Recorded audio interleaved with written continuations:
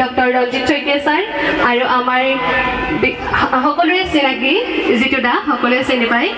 আৰু আমি সঁচাকৈ আজি সুখী যে আপোনালোক আমাৰ মাজত আহি উপস্থিত হৈছেহি মন এটি আশাৰ বিষয়ে মই দুআষাৰমান ক'ব বিচাৰিছোঁ 2 নৱেম্বৰ 2017 চন সেই 2017 চনতে মোৰ মনত এটা কথা আহিছিল যেতিয়া মোৰ ওচৰত 5টা কণমানি আহিছিল শিৱসাগৰত মই যেহেতু শিৱসাগৰৰ জীয়াৰী আৰু তেতিয়া তেওঁলোকে আহি কৈছিল যে মুনমিবা মোৰ বিভিন্ন কাম কৰিব মন যায় কিন্তু মই কৰিব নোৱাৰো ঘৰত হয়তো মোক শিকাব নোৱাৰে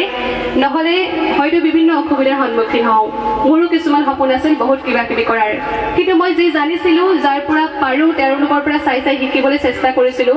আৰু তেতিয়াই মই সিদ্ধান্ত কৰিছিলো যে এই কণমানিসকলে যিবোৰ সপোন দেখিছে সেই সপোনবোৰক অকণমান আকাশৰ সপোনেৰে তেওঁলোকক একেলগে লৈ উৰি যোৱাৰ চেষ্টা কৰিছিলো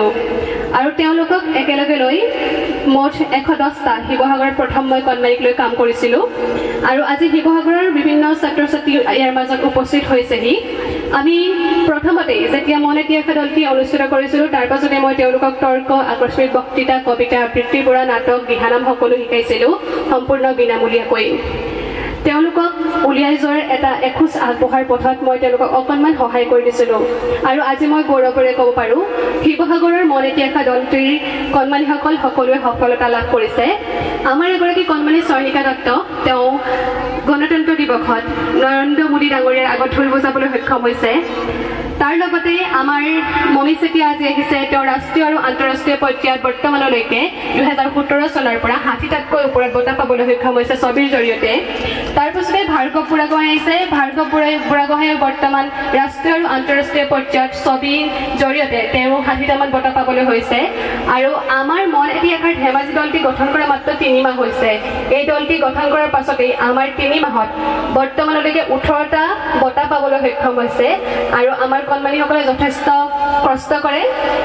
মন এটি আশা দলৰ যেতিয়া প্ৰথম আলোচনী উন্মোচন কৰিছিলো শিৱসাগৰত তেতিয়া মই তেওঁলোকক হুঁচৰি গোৱাইছিলো আৰু তাৰ পৰা আমি যি পইচা পাইছিলো সেই পইচাৰে আমি এযোৰ দিহানামৰ বাবে নেগেৰা কিনিছিলো আৰু সেই নেগেৰাযোৰ কিনাৰ পাছতেই ঘৰে ঘৰে যেতিয়া ভাদমা আহিছিল দিহানাম গাইছিলো আৰু তাৰ পৰা আমি যি সঞ্চয় পইচা হৈছিল সেই পইচাৰে আমি তেওঁলোকৰ মাজৰ পৰা তেওঁলোকৰ মনৰ অনুভৱেৰে একোখনকৈ আলোচনী উন্মোচন কৰিছিলো 3 মাহৰ মূৰে মূৰে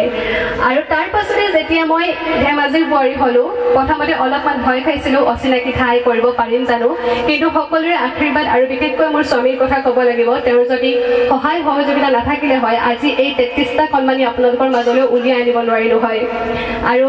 এই ক্ষেত্ৰত মোৰ মা দেউতাৰ কথাও ক'ব লাগিব মোৰ নিজৰ শিৱসাগৰৰ মোৰ দেউতাই বহুত ছাপোৰ্ট কৰিছিল কিন্তু মোৰ দেউতা ঢুকাই গ'ল আৰু তেওঁ বহুত সহায় কৰিছিল আৰু এতিয়া বৰ্তমান যিকেইজন মই শহুৰ আৰু শাহুৰ পাইছো তেওঁলোকক মই মা দেউতা যাক কওঁ তেওঁলোক মোৰ নিজৰ মা দেউতাৰ নিচিনা একেই অকণমানো বেলেগ নহয় মোক বোৱাৰী বুলি নাভাবে তেওঁলোকে মোক ছোৱালী নিচিনাকৈ নিজৰ কামবোৰ কৰি যাবলৈ খুব ধুনীয়াকৈ আগবঢ়াই দিয়ে আৰু কণমানিসকলক আজি আপোনালোকৰ মাজত আগত চিনাকি কৰাই দিবলৈ ভাল পাইছো আৰু আমাৰ আজি যিখন দ্বাদশ আলোচনী 12 নম্বৰ আলোচনীখন আজি আমি মাননীয় সাংসদ মহোদয়ৰ হাতেৰে আমি উন্মোচন কৰিবলৈ পাই সঁচাকৈ সৌভাগ্যৱান বুলি আশা কৰিছো আৰু ইয়াকে কৈ মোৰ দুআষাৰ সামৰণি মাৰিছো ধন্যবাদ